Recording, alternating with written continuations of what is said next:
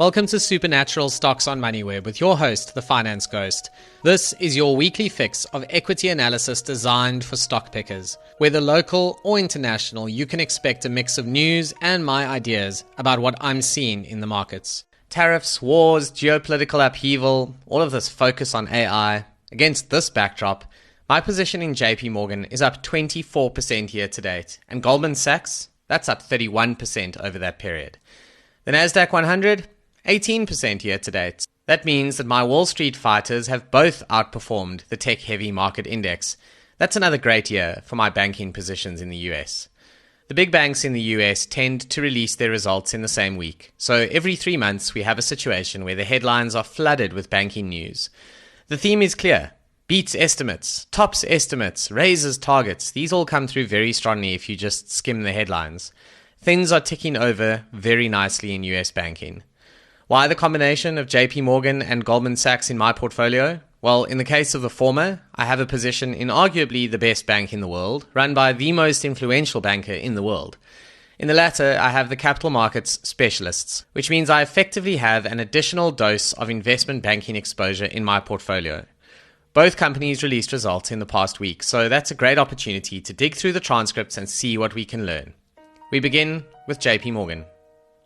Jamie Dimon is to banking what Warren Buffett is to investing. He is the most respected voice on Wall Street, so it would just be rude not to start with JP Morgan.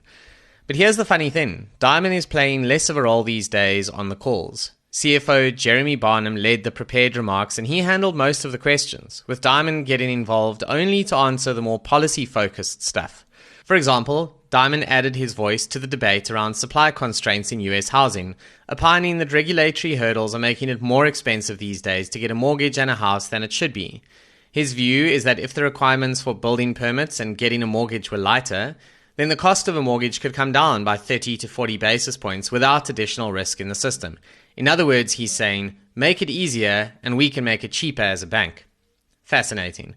Dimon also has much to say, as usual, about the current suite of banking rules, with his complaints being that the rules for capital calculations feel like a hangover of the global financial crisis rather than a function of the risks that banks are actually facing on the ground. I guess he just wouldn't be a banking exec if he wasn't advocating for a loosening of the regulatory noose around his neck. Moving on to the numbers, JP Morgan's revenue increased by around 9% year on year. Expenses were up 8%, so there is some margin expansion here. This is a very important part of the story at the bank because JP Morgan has a huge retail and commercial banking business in addition to their fancy investment banking stuff that gets me excited. They can therefore rely on technology to make money, not just people to make money. And this is one of the reasons why return on tangible common equity, probably the single most important ratio for a bank, is so high at 20%. Remember, that return on equity is grounded in dollars and the US risk environment, so it's not directly comparable to the return on equity that our local banks make due to the risk differential between the US and South Africa. An easy way to see this is to just look at the relative bond yields, with the South African 10-year bond currently at around 9.15% and the US trading at roughly 4%. That's a difference of more than 500 basis points. In other words, JP Morgan's performance is roughly equivalent to a South African bank achieving a return on equity of around 25%. Only Capitec manages to run above that level. Sure, it's not quite that simple, as there are different rules for capital risk weightings, and you would also need to adjust the banks for the extent of their common equity tier 1 buffers to make it a more accurate comparison. But here's the thing, because of the extent of capital on US bank balance sheets, if anything, making those adjustments would probably tilt the equation even more in favor of those Wall Street names. You hopefully get the idea. The US banks are the closest that any of us will get to owning our own money machine. Now, if we look deeper at how JP Morgan made their money this quarter, the traditional banking business is doing well, revenue up 9% this year. In the juicier stuff that is less dependable over time, that's the theory at least, because it does seem to almost always do well, investment banking fees were up 16% year on year. In the markets business, fixed income was up 21%, equities 33%. Not a huge surprise when you consider the broader market backdrop. As the cherry on top, their asset and wealth management business grew revenue by 12%. JP Morgan is reluctant to do share buybacks at the current share price, which shows capital maturity, but I mean, that's the least we can expect when this is the team involved. So JP Morgan plans to invest the excess capital back into the US economy through lending across their entire business. This is the American way of thinking, with immense belief in their economy and seemingly endless bullishness. And generally speaking, that's why their banks do well. It's also how we got to the global financial crisis, so the regulations are important too. Onwards to the geared exposure, Goldman Sachs, and I'll explain what I mean by that shortly. Goldman Sachs CEO David Solomon, also known as DJ D-Sol, had to scale back on his music side gig in 2023 when there was increased media scrutiny on the performance of Goldman Sachs and the distraction of his love of music. In reality, it was actually more due to macroeconomic factors than anything else, as higher interest rates started to absorb the liquidity in the market and made it a little bit harder for a business like Goldman Sachs to do well. I guess if you want to earn $1 gazillion a year in the top job, you have to make some sacrifices when the media is looking for a scapegoat. Music is now certainly playing at the investment banking business though, with the group leading the M&A market, having advised on transactions worth more than $1 trillion year to date. These relationships with big corporates tend to go hand in hand with equity underwriting opportunities, with that revenue source up 21% year on year. Debt underwriting revenues up 30%, and in the rest of their markets business, the fixed income, currencies and commodities or FIC desks grew 17%. The TLDR is that when markets are volatile, Goldman Sachs is making money, and when they go up, the asset management business is also making money, with those fees up 12%. This is exactly why I refer to it as geared exposure, as the Goldman Sachs share price will typically move by a higher rate than the underlying markets, both up or down, that is. Unlike JP Morgan and its large traditional banking business, Goldman Sachs almost exclusively involves itself in areas where human capital is the most important capital.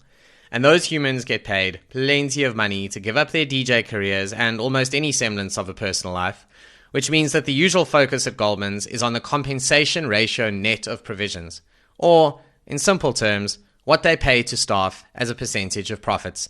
In other words, investors want to make sure that they are also getting a fair slice here, and that all the money is not just being made for the insiders. Unlike at JP Morgan, where the increase in role of the CFO on earnings calls is leading to transcripts that are somewhat more bland, the Goldman Sachs transcript offers us some excellent insights into the state of play in US banking and the strategic thinking. I'll therefore end off with a few direct quotes from David Solomon. Here's one that gives us a sense of corporate optimism in the US. He said on the call, "For corporates, it's clear from our conversations in boardrooms that after a period of heightened uncertainty and volatility early in the year, many of our clients have navigated and adapted to the current state of play. Though near-term policy considerations are still relevant, many CEOs have shifted their focus back to long-term and strategic decision-making, particularly amid a more supportive regulatory environment." That sounds pretty bullish to me. And now for one on the general state of the markets, and specifically the AI bubble that everyone is talking about.